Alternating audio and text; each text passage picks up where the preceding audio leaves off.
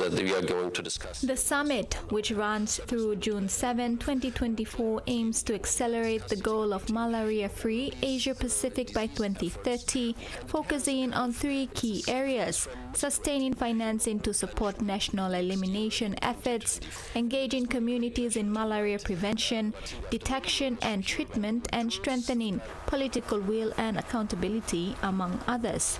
Prime Minister James Marape could not attend to deliver the keynote remark. However, Health Minister Dr. Lino Tom was present to chair the summit's first day.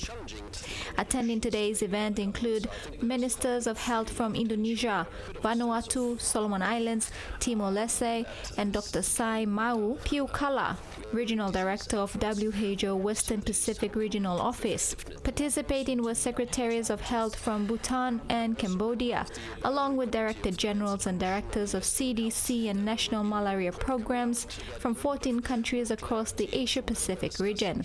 On day one, the plenary session was on innovative health financing approaches for malaria elimination, chaired by Ivan Pomaliu, Chief Secretary to the Government of Papua New Guinea. The session featured a presentation by Dr. Jimmy Rogers, Secretary to the Prime Minister of Solomon Islands.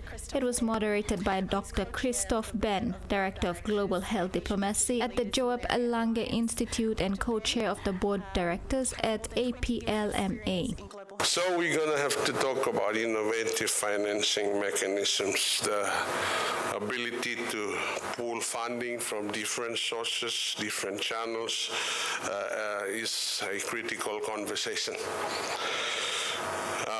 Possibly blending financing using catalytic capital from public and philanthropic sources, increasing private sector investment in sustainable development. We have to work with a very, very open mind. Another strategy perhaps is to direct increased investments towards integrating malaria elimination efforts with broader public health programs. For instance, many countries have worked to integrate malaria and other vector-borne diseases and neglected tropical diseases.